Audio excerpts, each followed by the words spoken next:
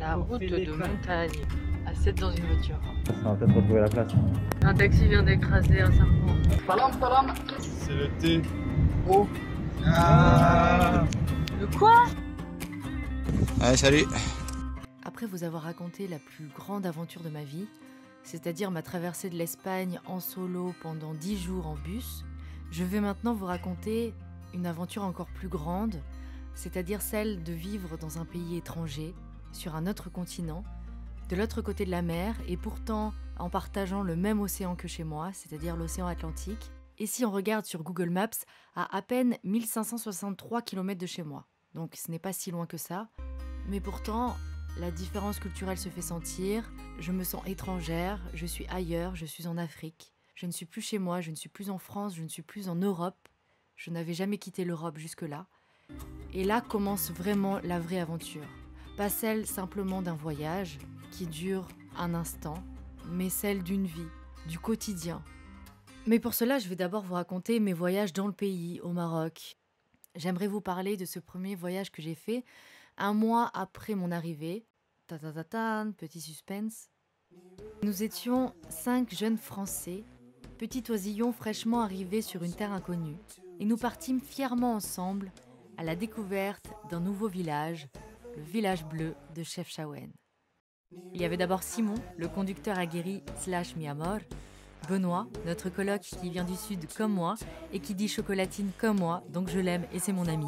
Théo, yes, notre coloc à l'époque, / le blagueur et chieur inarrêtable pendant ce voyage. Hugo, l'acolyte blagueur mais pas chiant. Et moi, celle qui filme toujours quand il ne faut pas, la seule femme du groupe et la voix off et la monteuse de cette vidéo. Et l'aventure à Chefchaouen, c'était... La vue du resto. Il est 13h, nous sommes levés à midi et nous sommes dans la Médina. Et comme c'est l'Aïd, tout est fermé. Sauf 1 ou 2 restos sur une place. Et du coup, nous allons manger une salade marocaine et un tagine. C'était des longs trajets sur des chemins pentus et serpentins, collés serrés. La route de montagne, à 7 dans une voiture. C'est important à dire. C'est très important à dire. À 7 dans une petite voiture qui n'est pas faite pour ce genre de route et qui galère surtout dans la montée. Il y a des gens qui marchent sur les jambes. Ouais, il y a des gens partout. Là, ils ont pas le choix. Ah voilà. C'est pas une route, mec, en fait. C'est chaotique. Des paysages sublimes. Ah, Moi, je fais coucou. comme ça, tu casses tout. Voilà.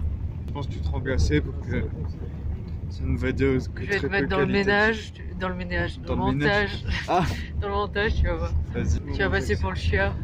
Yes. J'adore ce rôle. Cool, C'est le rôle de ma vie. cool.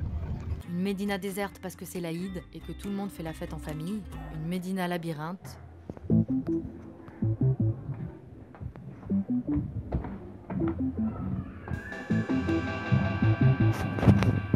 C'est la place, on va peut-être retrouver la place. Niru, I love you, I love you. I've been waiting on someone. Oh, c'est beau ça. Oh, c'est beau. Oh, c'est beau. Oh putain. C'est une réaction ça. Mais pas comme ça. Mais il a fait ça pour écraser le serpent. Mais l'autre là, non, mais sans doute. Alors je pense qu'il l'a pas vu. De toute façon, même s'il l'avait vu, je pense que de toute façon, il était mort, il fallait l'achever.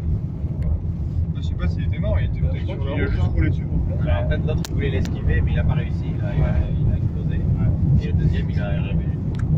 Ouais, un taxi vient d'écraser un serpent.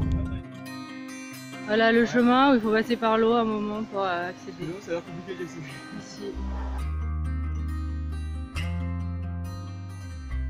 Le pont de Dieu. Début de l'aventure jusqu'aux grandes cascades. Ah ouais, c'est bien que L'eau est bien fraîche. Et là, on a un petit passage où il faut se tremper avec les sacs. Je dirais 14 degrés. Ouais, 14 degrés, ça va. Au moins, on est minimum. mouillé jusqu'au short. De l'eau gelée et des rochers glissants qu'on doit traverser pieds nus pour avancer.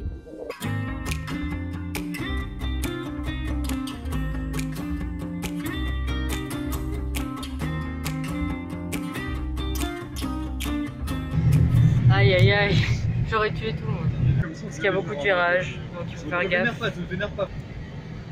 Bon alors Théo, tu vis comment Ah, je gère. Tu me dis ce que gères. t'en mais je gère. Ça va? Ah! C'est le thé. C'est le thé eau. Ah. Le quoi? Elle a pas compris. Le thé. Elle a pas compris. Ah mais j'en peux plus. Ah mais elle, pour qu'elle comprenne parfois, il faut y aller. Le thé gros. Le thé eau. Oui, aussi. Ah mais oui mais j'entends pas, c'est tout. Bon bref.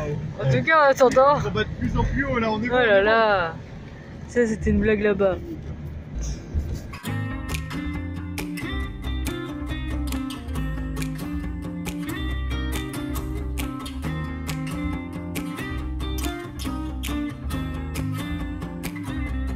Le moral des troupes est divisé. Yes. Montons la montagne. Avec semi-escalade, voilà. Sur les chèvres, elles passent là. Oui, bah. Les chèvres, elles passent où elles veulent. Ouais. Et ouais, la rivière en bas. Allez, salut. C'est beau.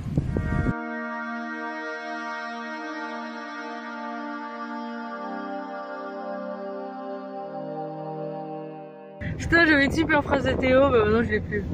Juste après. Ouais, vas-y, redis. La cut, tu situes. Non, c'était pas ça la phrase. C'est genre la colline, elle me fait jouir du cul. Je veux que tu redis ça. Non, la montagne déjà, la falaise là-bas, elle me fait jouir du cul. Merci. Nous sommes bloqués. On fait que reculer depuis tout à l'heure.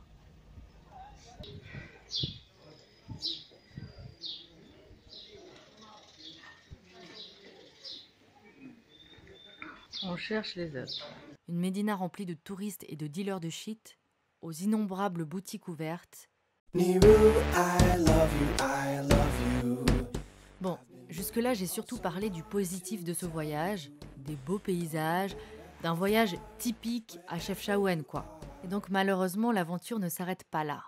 Je vais maintenant vous raconter la mésaventure qui nous est arrivée le jour du départ. Nous avions prévu de partir à 15h. Nous avons bougé de l'appartement vers 11h pour aller prendre un bon petit déjeuner dehors et visiter une dernière fois la Médina pour acheter quelques cadeaux souvenirs. Et là, en sortant de l'appartement, plus de voiture.